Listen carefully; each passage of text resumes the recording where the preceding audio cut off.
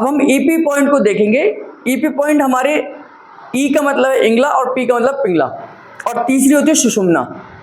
हमारे शरीर में इंगला, पिंगला और सुषुम्ना तीन मेन नाड़ियां हैं जो हमारे शरीर के बैलेंस बनाकर रखती हैं। इनके गड़बड़ी के होने पर हमारे को बीमारियां बहुत सारी आती हैं। लेकिन अभी हम जो इंगला, पिंगला यानी कि ईपी पॉइंट का इस्तेमाल करते हैं, ये जंक्शन के रूप में करते हैं। अगर आपके फेस से यानी कि गर्दन के हिस्से में कोई दिक्कत है, माइग्रेन है, सिर दर्द है या फेस में कोई दिक्कत है, तो उस समय पर हम यहाँ के जंक्शन को स्टिमुलेट करते हैं, जो कि हमारा सबक्लेवियन जंक्शन कहलाता है।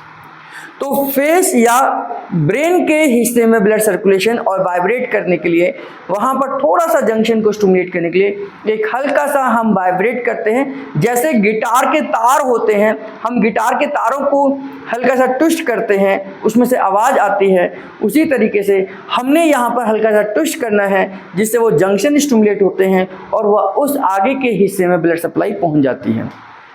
तो ब्रेन के हिस्से में इस सिर के हिस्से को स्टिमुलेट करने के लिए इसका जंक्शन है आपका सबक्लेवियन जंक्शन।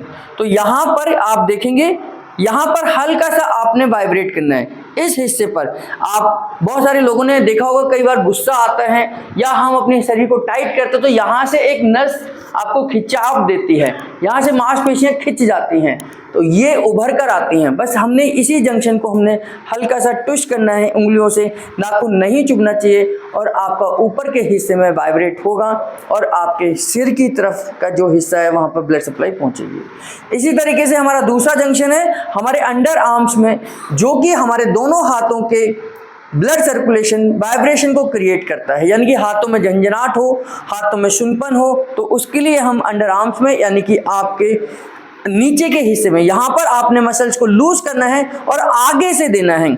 यहाँ पर आप अंगूठे को बेस बनाकर यहाँ से उंगलियों को हम वाइब्रेट करते हैं। यहाँ से कुछ जंक्शन है, उन जंक्शंस को स्टिमुलेट करेंगे तो आप वाइब्रेट करेंगे, तो फिर आपको यहाँ पर भी आपको झंझनाहट, करंट सी फीलिंग, सुनपन, ये आपको ऐसा लगेगा कि वाइब्रेट हो रहा है, लेकिन पेशेंट को बिल्कुल मांसपेशियों को लूज होना है। ये दूसरा जंक्शन है।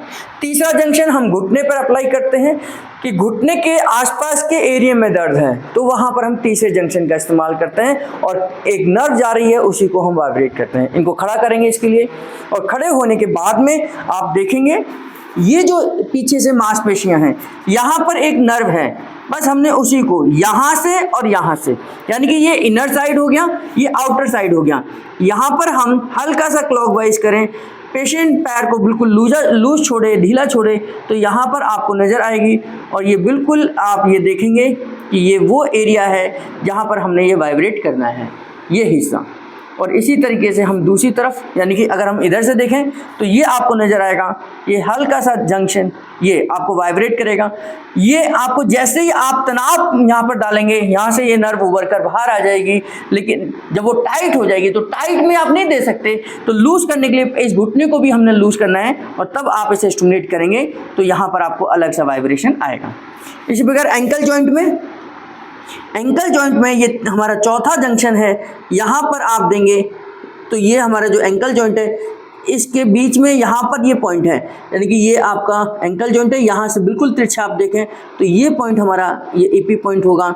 यहाँ पर अगर हम प्रेस करें तो आपको हल्का सा वाइब्रेशन होगा, हल्का सा ये नर्व उठकर आ जाएगी, यहाँ पर ऐसा लगेगा करंट से निकल रहा है, तो ये पॉइंट आपने देना है ना। ये इनर साइड में भी होगा। इनर साइड में अगर हम देखें तो यहाँ से आपको समझ आएगा बिल्कुल ये तिरछा पॉइंट, ये बिल्कुल तिरछा पॉइंट, यहाँ से आप देखें तो ये आपका पॉइंट है, ये पैर बिल्कुल सीधा बना रहेगा और यहाँ से आप देंगे तो ये बिल्कुल आपको फीलिंग होगी, यहाँ पर आपको करंट से पास होगा और यहाँ से आप पूरे इन चार जंक्शन के माध्यम से शरीर के अलग अलग हिस्से में ब्लड सर्कुलेशन बढ़ा सकते हैं। बैठिए। तो पहला जंक्शन हमारे ब्रेन के लिए जो हम यहाँ से सबक्लेवियन को स्टिमुलेट करते हैं, दूसरा जंक्शन हमारे अंडर आर्म्स में जो हम हाथों के लिए यूज़ करते हैं, हाथों में कोई झंझनाहट है, कोई दिक्कत है, तीसरा जंक्शन हमारे घुटने के एरिया को कवर करता है और चौथा जंक्शन हमारे एंकल जॉइंट को कवर करेगा, यानी कि आपके पैरों में कुछ दिक्कत है, झंझनाहट है, पैरों में सूनपन है, तो ये 4 जंक्शन हैं। इन चारों जंक्शन के लिए हम अलग अलग ईपी पॉइंट का इस्तेमाल करते हैं। बहुत सावधानी से, आराम से आपने देना है। अगर वो आपको नर्व मिलती है तो अच्छा है, नहीं तो 3-4 बार अभ्यास करने के बाद आप किसी और पर अभ्यास करिए। धीरे धीरे जब आप देखेंगे तो आपका पॉइंट बिल्कुल करेक्ट हो जाएगा और पैर में वहाँ पर झंझनाहट आना, करंट आना शुरू हो जाएगा। तो ईपी पॉइंट बहुत इफेक्टिव है इन चारों जंक्शंस के लिए। तो सिर दर्द, घुटना दर्द, सर्वाइकल पेन और बैक पेन, इसको हम बोलते हैं बैक पेन। तो back pain, cervical, knee pain और हेडेक, इन 4 के लिए हमारे 4 जंक्शन हैं और इन चारों जंक्शन में ईपी पॉइंट का इस्तेमाल करते हैं। इस तरीके का ध्यान रखें।